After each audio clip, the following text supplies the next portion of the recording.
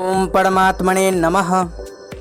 आत्मोद्धार के साधन, सत कथा की महिमा पार्ट 2। दोस्तों, परमात्मा की प्राप्ति हमें केवल इस मनुष्य शरीर में ही हो सकता है। जो मनुष्य शरीर प्राणियों के लिए बहुत ही दुर्लभ है, वह हमें वर्तमान में अनायास ही प्राप्त है। ऐसे अवसर को हमें अपने हाथ से नहीं जाने देना चाहिए। मृत्यु का कोई भरोसा नहीं, न मालूम कब आकर प्राप्त हो जाए। अतः हमें पहले से ही सावधान हो जाना चाहिए, क्योंकि वर्तमान में जो हमारी अंतःकरण की पवित्रता, श्रद्धा, निष्ठा स्थिति है, वही उस समय काम आ सकती है। इसलिए हमें अपनी स्थिति ऊंचे से ऊंची स्तर की शीघ्र बना लेनी चाहिए। भक्ति, ज्ञान, योग आदि जितने भी परमात्मा की प्राप्ति के साधन बताए गए हैं, उनसे अंतःकरण की शुद्धि होती है और अंतःकरण के अनुसार ही श्रद्धा होती है। भगवान कहते हैं, सत्वानुरूपा सर्वस्य श्रद्धा भवति भारत, श्रद्धा मयोऽयं पुरुषो यो यच्छ्रिद्वः स एव सः। हे भारत, सभी मनुष्यों की श्रद्धा उनके अंतःकरण के अनुरूप होती है। यह पुरुष श्रद्धा में है, इसलिए जो पुरुष जैसी श्रद्धा वाला है, वह स्वयं भी वही है। श्रद्धा से ही परमात्मा विषय ज्ञान उत्पन्न होता है, उसी से असली परम शांति मिलती है। श्रद्धा होने पर साधन में तत्परता का होना अनिवार्य है। हमारी जितनी श्रद्धा होगी, हमारा साधन भी उतना ही तेज होता चला जाएगा। इसलिए हमारे ईश्वर और महापुरुषों में श्रद्धा विश्वास हो, ऐसा प्रयत्न करना परम आवश्यक है। ईश्वर और महापुरुषों का एक तो लौकिक प्रभाव होता है और दूसरा अलौकिक।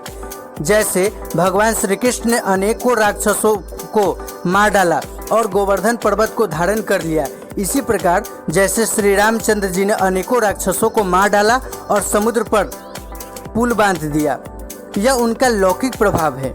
श्री कृष्ण जी ने ग्वाल बाल और बछड़ों के रूप में परिणत होकर उनकी माताओं और गायों का उद्धार कर दिया, एवं श्री रामचंद्र जी ने वनवास से लौटकर अयोध्या में प्रवेश करते समय एक साथ अनेक रूप धारण करके सबसे मिलकर उनका उद्धार किया, यह उनका अलौकिक प्रभाव है।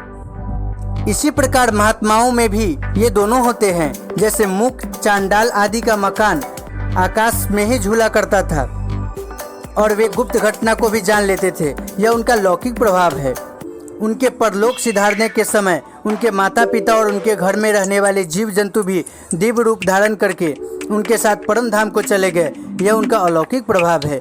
इसी तरह श्री वशिष्ठ जी का विश्वामित्र को युद्ध में परास्त कर देना लौकिक प्रभाव है और उनको ब्रह्मर्षि बना देना अलौकिक प्रभाव है।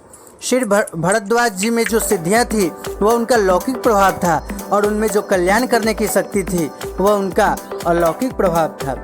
भाव यह है कि पर आत्मा का उद्धार करने वाला महात्माओं का जो प्रभाव है, वह तो अलौकिक है, और जो संसार में सिद्धि, चमत्कार आदि का प्रकट होना है, वह लौकिक प्रभाव है।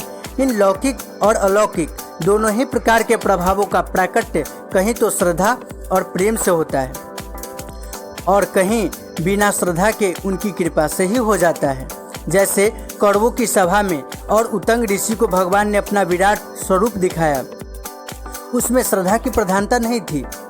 भगवान ने स्वयं कृपा करके अपनी इच्छा से दिखाया, किंतु ध्रुव, प्रहलाद और अर्जुन आदि भक्तों को भगवान ने जो अपना स्वरूप दिखाया, उसमें उनके प्रेम और श्रद्धा की प्रधानता थी। इसी प्रकार संत महात्माओं के प्रभाव का प्राकट्य भी कहीं तो श्रद्धा पूर्वक होता है और कहीं बिना श्रद्धा के स्वाभाविक हो जाता है। जैसे शास्त्रों में ध्रुव और प्रहलाद आदि के माता पिता के कल्याण की बात आती है, इसमें श्रद्धा का संबंध नहीं है, यह उन महात्माओं के प्रभाव का स्वाभाविक परिणाम है। इसके अतिरिक्त श्री नारद पुराण में एक कथा आती है। राजा बाहु के मर जाने पर उनकी पत्नी ने उसकी वन में महात्मा और वीर मुनि के देखते देखते ही अपने पति के शव का दाह संस्कार किया।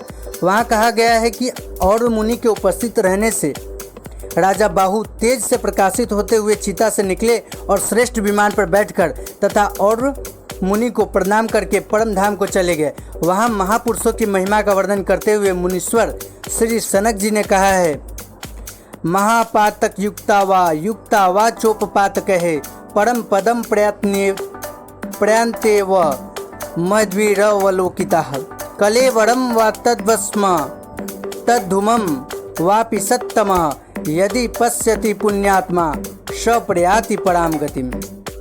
सत्पुरुषों में श्रेष्ठ नारद, जिन पर अंतकाल में महापुरुषों की दृष्टि पड़ जाती है, वे महापातक या उपपातक से युक्त होने पर भी अवश्य परम पद को प्राप्त हो जाते हैं। महात्मा पुरुष यदि अंतकाल में किसी के मृत शरीर को या शरीर के भस्म को अथवा उसके धुएं को भी देख ले तो वह परम पद को प्राप्त हो जाता है।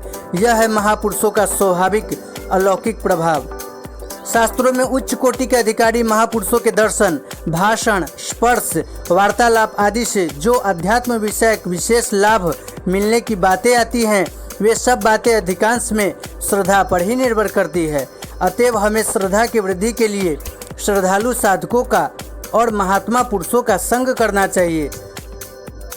उनका संग करके यदि हम उनकी कही बातें मानकर चले तो हमें परमात्मा की प्राप्ति अतिशीघ्र हो सकती है। गीता में जहाँ भगवान ने अपनी प्राप्ति के लिए ध्यान योग, ज्ञान योग, कर्मयोग आदि अनेक प्रकार के साधन बतलाए हैं, वह उनमें एक साधन यह भी बतलाया है कि महापुरुषों के वचनों के अनुसार अपना जीवन बनाना। Thanks for watching, likes and subscribe.